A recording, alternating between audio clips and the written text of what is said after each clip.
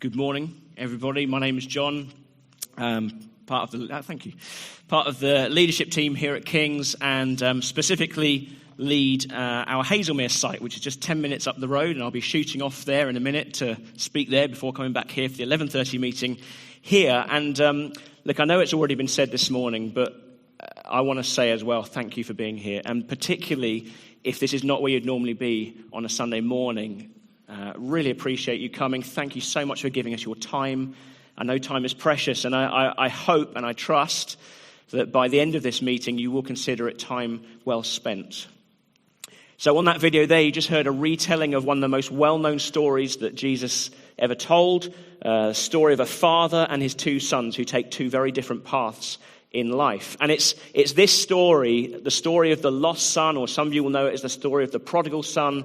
It's this story that the whole of this Coming Home series is based on, and we're going to be picking out 5 different aspects of the story each week. And as you can see behind me, the aspect we're looking at this week is longing, this theme of longing that we find in this story. And I'll say a little bit more about the series as a whole and come back to the story of the lost son a little bit later. But Jesus talked a lot in stories. So somebody would ask him a question, and he would often answer with a story, which may have been a little bit infuriating for the person asking the question.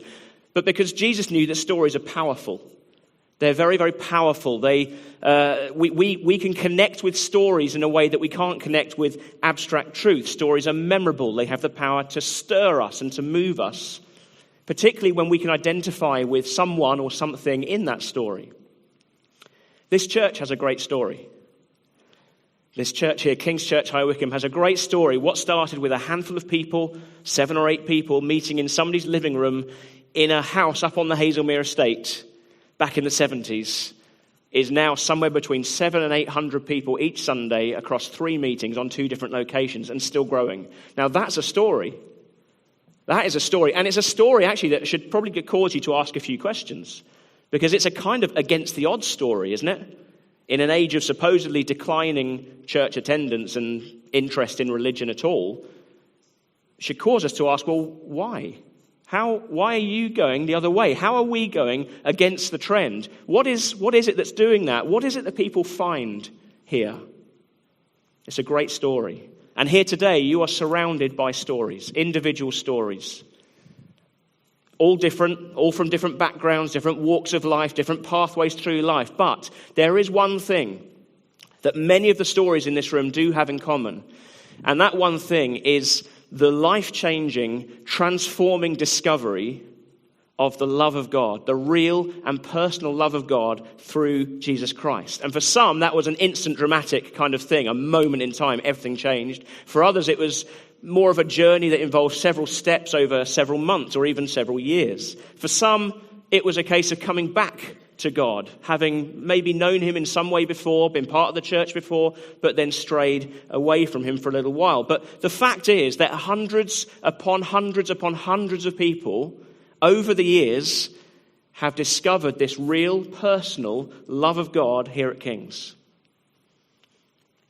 And they would testify, I would testify, to changed lives, to a transformed life, and to a sense of coming home. The number of people I've heard describe it like that, it just felt like coming home. So, before I carry on, we're going to hear a couple of our stories that I've just been talking about. We're going to hear from a couple of people you'll recognize from the video. We're going to hear first from Suzanne and then from Andy. So if we could play that'd be great.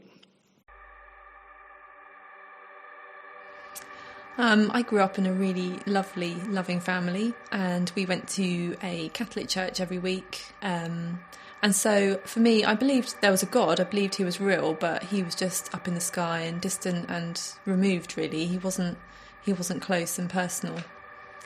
I remember when I was a child and a teenager, I had this constant feeling of guilt, and I just hated myself. And I believed that if anyone knew me, that they'd hate me, that I was just horrible.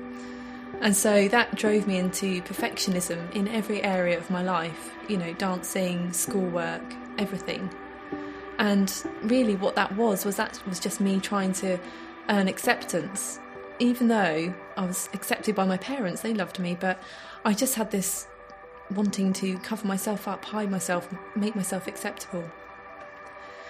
As a child, I was very skinny. And but as I grew up, as I went into teenage years, I started to fill out naturally like you do. And for me, I just felt dirty. I felt exposed. And I hated it. I felt like everyone could see how awful I was. And so then I started making myself sick, and that started to spiral out of control until eventually I wasn't eating at all. And in November 1997, I was diagnosed with anorexia. So I spent the next 2 years in and out of hospital, and I would put on weight, I'd go home, I'd lose it again. And it was just a horrible time. It was stressful for my family. And for me, it was just awful. The hospital experience wasn't great. It was degrading having a nurse follow you to the toilet, watch you have a shower, tell you what you're allowed to eat, what you're not allowed to eat, what medications you must take or mustn't take, when you're allowed home, when you're not allowed home. It was really tough. I'd lost all my friends. I had no one, and life just felt completely bleak. And so I reached the point where I just felt like I couldn't bear it anymore, and I just wanted to kill myself. I just wanted it all to stop. I really wanted to die. I grew up in a Christian family. I was one of 4 siblings, and I had a good Christian upbringing. It was around about the age of 16 that I started to look around and think, there's got to be more to life than this. I just felt that I wanted more excitement from life than I was getting. There were certain friends that I had in friendship groups who seemed to be having a lot of this excitement in their lives. When I started hanging around with them, it all started in a rather mild sense of fun. We were doing things like drinking and smoking. Then from there, it went very quickly downhill, indeed, and it moved on to drug taking at the weekends. And actually, I started to far exceed what I had done before, and I very quickly realised that actually, when the people that you're hanging around with, who you considered a little bit crazy, start looking to you as being the crazy one, that you realise you're in quite a lot of trouble. I wanted to take drugs all the time. With that led to getting involved in crime as well, and then from there it just got even worse. And I didn't think it could get worse from that point, but it's amazing how far you can plummet in such a very short space of time. I just felt too ashamed to ask for any help, and at times I just thought, I just don't want any help anymore. I just felt that the brakes had come off and I was just going to let this train run its course. I remember the time when I was sat on my own and there were thoughts in my head that I'd hurt so many people so badly, people that really I truly cared about, that I wondered if it would be better if I should take my own life. And that was when I realised that I just had to change. Things had to change, and they had to change straight away. Well, you'll be pleased to know the stories do get a bit more uplifting. We'll come back to that a bit later, but I wanted to pause them there to ask you about your story, and just to get you to think a bit about your own story. Maybe your story isn't as dramatic as Andy's or as dramatic as Suzanne's. Maybe it's more dramatic, I don't know. But I wonder if you can identify with any aspects of their stories. Like maybe you know what it's like. Maybe you've experienced that sense of emptiness and despair at different points in your life. Or maybe you know what it's like to have unfulfilled longings for acceptance or for significance, for security, for love. Or you know what it's like to end up in a place that you never intended to be. How has life come to this? This is not what I thought life would be. Or maybe you can identify with what Andy articulated there, that sense of there's just got to be more. There's got to be more to life than this. See, I think we all live with deep longings. So what is it that you long for? What does your heart long for? What does your soul long for? What sort of things do you yearn for? Do you ever get nostalgic? Let's think about what nostalgia is for a minute. Nostalgia is when you look back to the past, isn't it? You look back to childhood, to, well, maybe what seemed like a simpler time. Maybe lots of good memories associated. I know that's not the case for everybody, but for example, you see an old school photo and it just does something in you. You straight away remember something about that time. You feel what you felt, those kind of things, and it does something. Or you see an old children's TV program that you used to watch when you were a child and you reminisce about it with your friends, and it just, something in it stirs you because it reminds you of something. Or you hear a piece of music and it just transports you back to a particular time, a particular place, and all the memories, all the feelings associated with it. It can be a very powerful thing. It can be a very powerful longing, nostalgia. And the word itself, nostalgia, carries the meaning of aching for a homecoming, yearning for something, to recapture something from the past, maybe a feeling of security, of safety, of acceptance, of comfort, something like that maybe feels like a bit of a comfort blanket in an adult world that feels altogether less innocent and less secure. So for a lot of people, that longing is about the past, recapturing something. For others, it may be the longing to have a family of your own. That's what you really want in life. That's what's going to make you happy. A family of my own. People who you can love and who will love you. To be really significant in someone's eyes and to enjoy the acceptance, the security, the love that comes as being part of your vision of what a family would be like. For others, it's maybe longing for progression and achievement in your career, to get to the top of a career, a profession that you really, really love, because you know how good it makes you feel when you achieve and when you have the admiration and the affirmation of others. Or maybe you long for just that perfect holiday or retirement maybe. But the perfect holiday, you're yearning for beauty, for paradise, and for true rest. See, I think we all long for something. And I think there are some universal longings that we have. And you can group them probably in three main groups, three main headings. A longing for love, a longing for purpose, and longing for meaning. So let me just expand on those a little bit. We all have a longing for love. We're born with that, aren't we? That need for love, for acceptance, for security. You know, this is why marriage and relationships are such a big deal, and why family is such a big deal, and why friendships are such a big deal, and also when relationships break down, why that is such a big deal as well. The pain that is associated with a broken relationship, with marriage breakdown, family breakdown, betrayal in a friendship, real pain. Or maybe for you, or particularly as a teenager, if you're a teenager, that feeling that maybe sometimes you feel like you don't quite fit into that group of friends or that group of friends, when actually all you desperately want to do is fit in. Because we all want to fit in. We all have a longing to be accepted, but it seems to be even more acute when you're in those teenage years. You just have to look at the stories we write and the films we watch and the music we listen to. So often there's this thread of love that runs through. Either looking for love or finding love or lamenting love that has been lost. So it's everywhere around, and I think that, I almost said love is all around there, didn't I? To quote a well-known song. It's all around us. I think that longing for love is a universal longing. We all want to be loved. We all want to be accepted. We all want to be secure. But we also long for purpose. Think back to when you were a child. So maybe, say, 5 years old, 6 years old. What did you want to be when you grew up? Shout out a couple of answers to me if you sorry? Train driver. Brilliant. Who else? Nobody else wanted to be anything. Footballer, yeah. Fireman, astronaut, doctor, mate. I wanted to be a pole vaulter. I have no idea why. It's a dream that was never realised.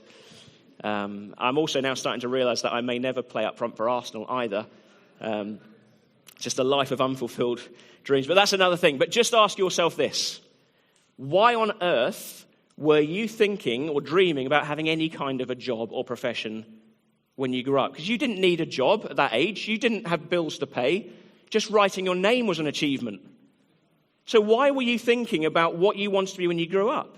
Well, I think it's because we have this longing for purpose in us. We're born with it. A desire for purpose, for significance, to accomplish something in this world. So we long for love, we long for purpose, and we long for meaning. Meaning in life. Answers to the big questions in life. Like, why, God, if you are there and if you're so good, why did you let that happen? How could you let that happen? Why did you let this happen to me? Or why am I here? What is the point of life? What is the meaning of life? Why am I here? Or why am I in pain? Or why can't I find that thing that perfectly satisfies me, perfectly fulfills me? Why am I not happy? So we long, we have a longing for meaning in life. Now, in the story of the lost son that we heard earlier, the younger son clearly has some acute longings going on. And you could probably sum up his longing in that phrase Andy used, there's got to be more to life than this, than being stuck here. There's just got to be more to life than this. I need to get away from here. Now, just to give a little bit of context, we've got to understand here that what he did was so unbelievably offensive, particularly in that Middle Eastern culture. It was so offensive. To ask for his inheritance early was just unthinkable.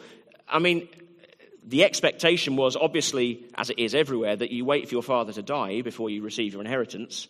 But also there's an expectation, particularly in that culture, that you would be around to look after him when he's old. So you'd be around to take care of him in his old age. And so what he did is effectively saying, look, Dad, I really don't care if you live or die.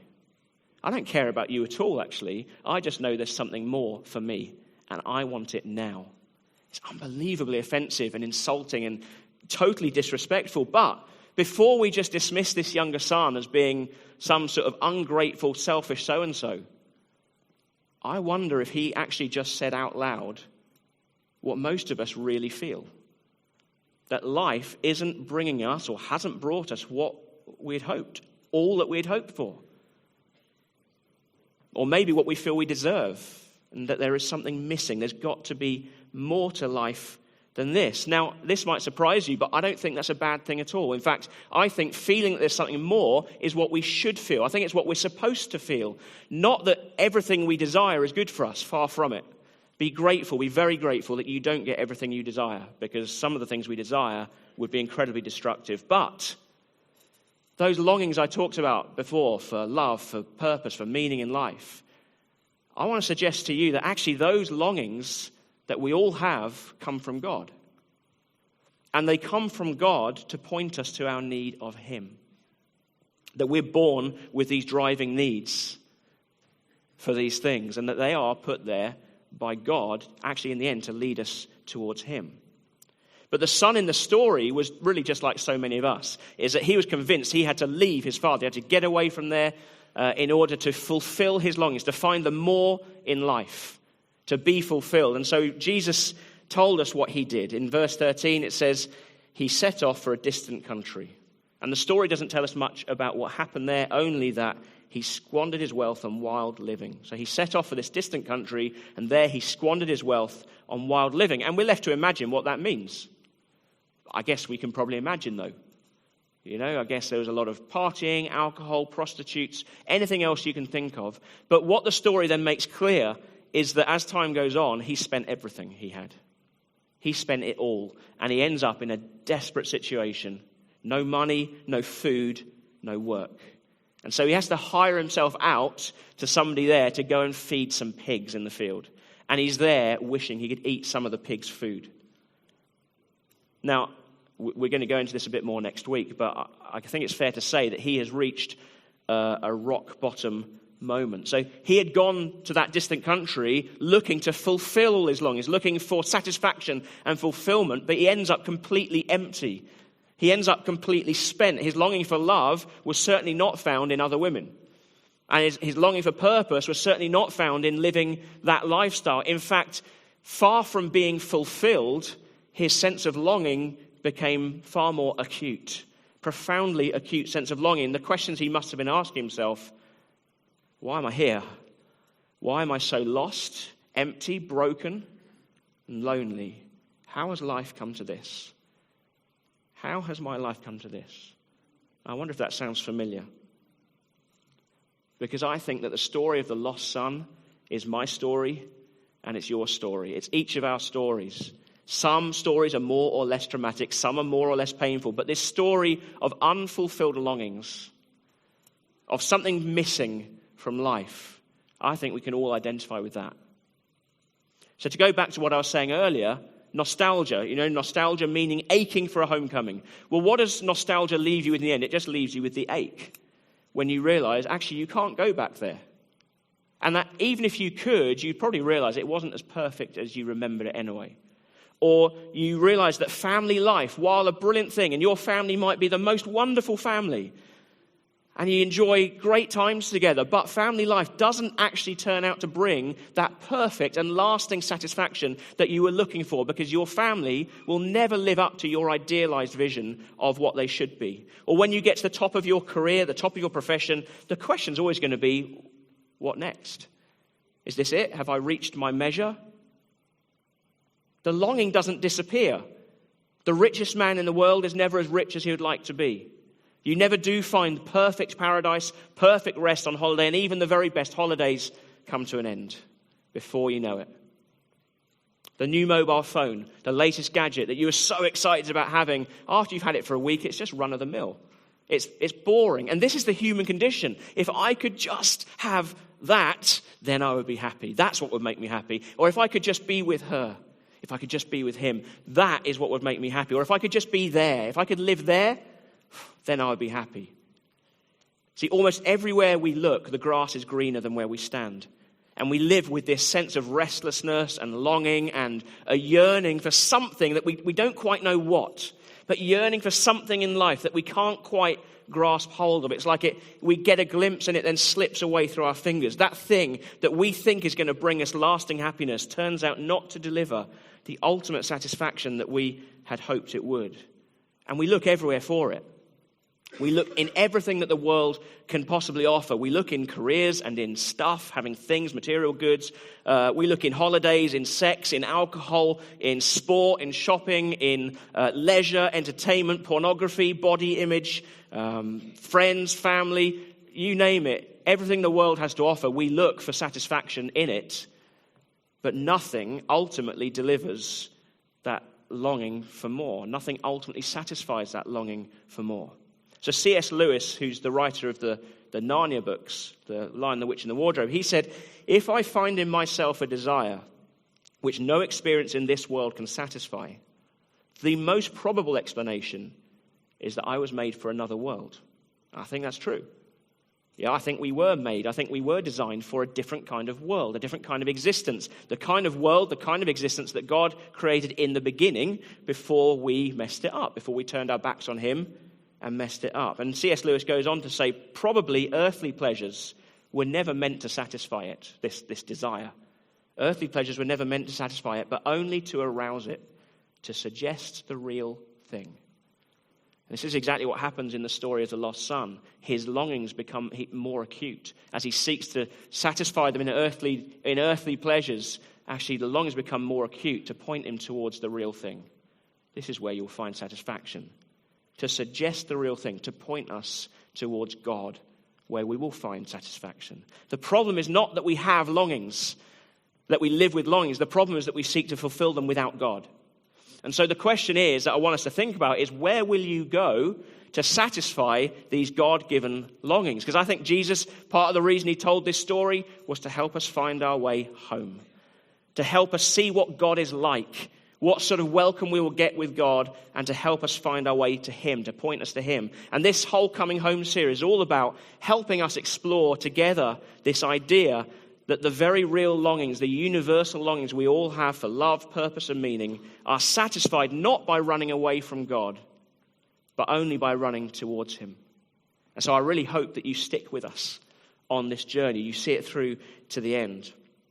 There was a guy called Blaise Pascal, who was a 17th century mathematician, really clever guy, intellectual guy, and he grew up knowing a lot about God, but not really knowing God. So he didn't really actively follow him. But he had an encounter with God. He had this profound middle-of-the-night experience with God that changed him. It changed his life. It changed his outlook, his perspective on life.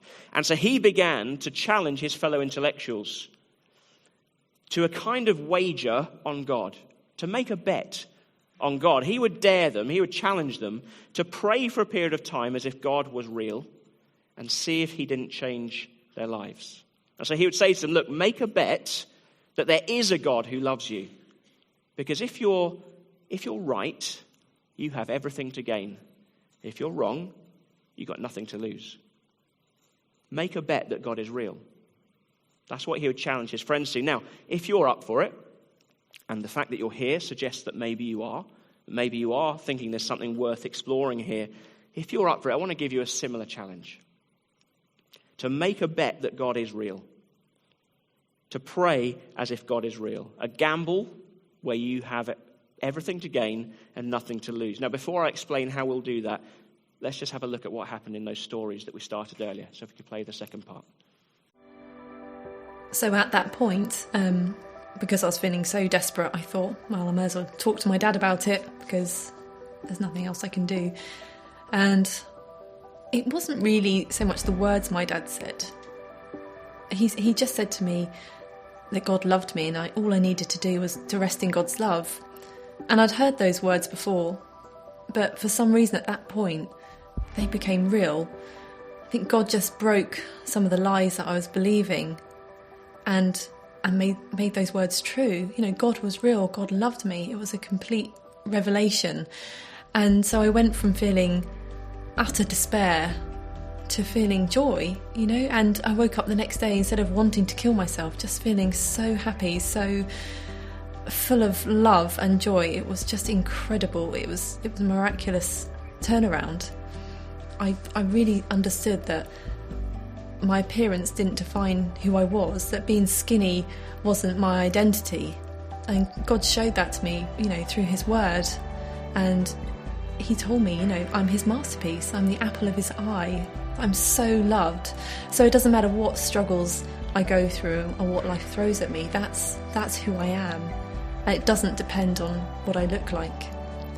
When I look back on who I was then compared to who I am now, it's just completely amazing. And it can only be God. You know, there was no way that I could get out of that mess, that I could come out of that darkness. God did it all. He did an absolute miracle in my life. So it was about that time that I cried out to the Lord and said, look, Lord, something's got to change. I really need help. And a friend of mine who was in a very similar situation as me started to get help. And it was working as well.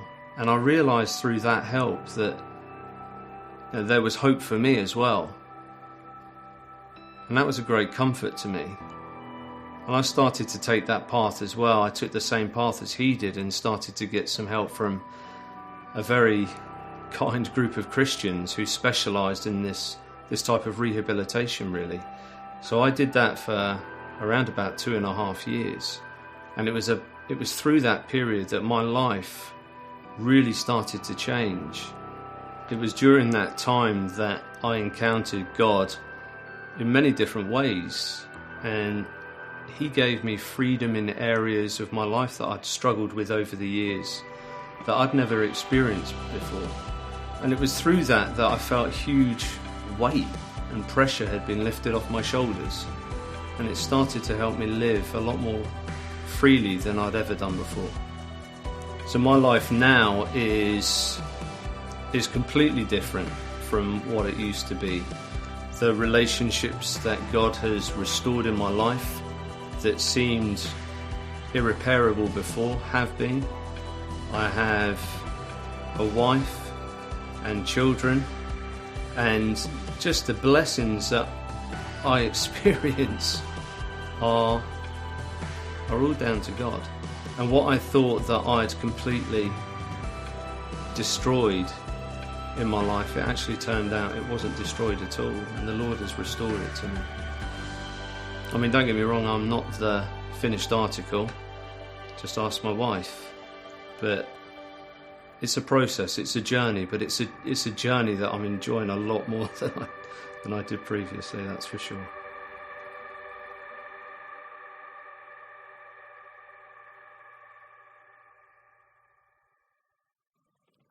I told you they got better. You notice there how Andy said, he talks about crying out to God. He prayed, and things started to change. And Suzanne talked about God becoming real to her, the love of God for her personally becoming real to her. And that was an absolute miracle for that to happen. So this is what I'm going to ask you to do. Pray as if God is real every day for the next 30 days. We're going to give you something, going to give you this booklet in a few moments that's going to help you with that. In here there are 5 prayers, very, very simple prayers, one for each week. They all start with the same line, which is this: God, if you are real, make yourself real to me. God, if you are real, make yourself real to me. So on each day in this booklet, there are some questions to think about, to reflect on.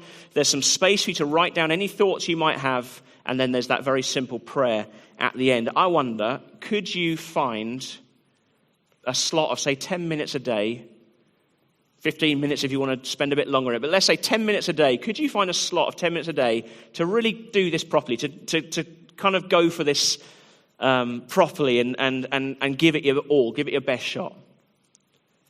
We're going to give one of these to everybody here, because I want us all to take this challenge. I want us all to go on this journey together, whether you're someone who normally comes here or you're someone who doesn't normally come here. I'm going to take this challenge over the next 30 days because you know what? I want to know more of God in my life. I'm going to think about the questions in here. I'm going to reflect. I'm going to write things down and pray.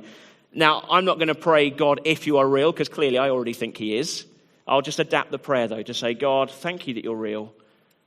Please make yourself more real to me, because I want to know more of him in my life. So I'm going to do this challenge. Let's go on this 30-day challenge, this 30-day journey all together. If you're here for the first time this week, please come back next week. Come back, continue the journey, see it through right to the end. Because you see, I firmly believe that if you seek God with an open heart and with an open mind, you will find him.